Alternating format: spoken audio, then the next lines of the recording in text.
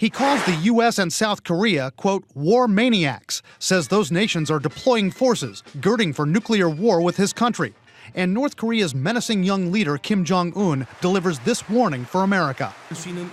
Should another war break out on this land, it will result in a deadly nuclear catastrophe, and the United States will never be safe. What are Western intelligence agencies interpreting in that rhetoric?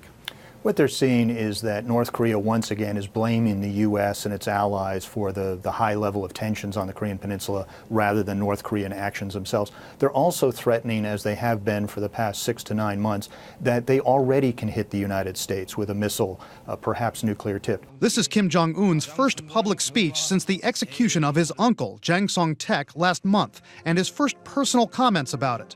Without mentioning the uncle by name, Kim called him part of a group of, quote, counter-revolutionary factionalists and said their removal unified North Korea.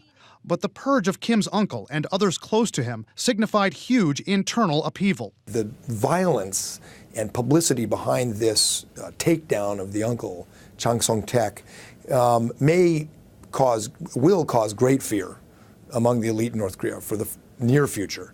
But the next time Kim Jong-un starts to move, the general or the family member or the party leader who sees it coming may strike back first. That may have been the case with Kim's uncle. South Korean officials and media said recently Jang Song-taek had control of lucrative fishing grounds. They said Kim wanted to take them back, hand them to the military.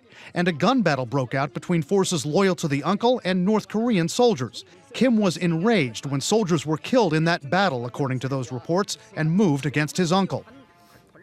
It all signifies the dangerous, unpredictable nature of this young North Korean leader. In his New Year's speech, Kim Jong-un said there should be improved relations between North and South Korea, but analysts say North Korea will launch another provocation with the South. It's not a matter of if, but when, Dana. And that really is such an important factor here that makes this different, because South Korea's new leader is different than her predecessor. Absolutely she is. Analysts say that the president of South Korea, her name is Park Geun-hye, is much more likely to retaliate than her predecessors were. 2 reasons for that. One, she is the daughter of a former South Korean president who the North tried to assassinate twice.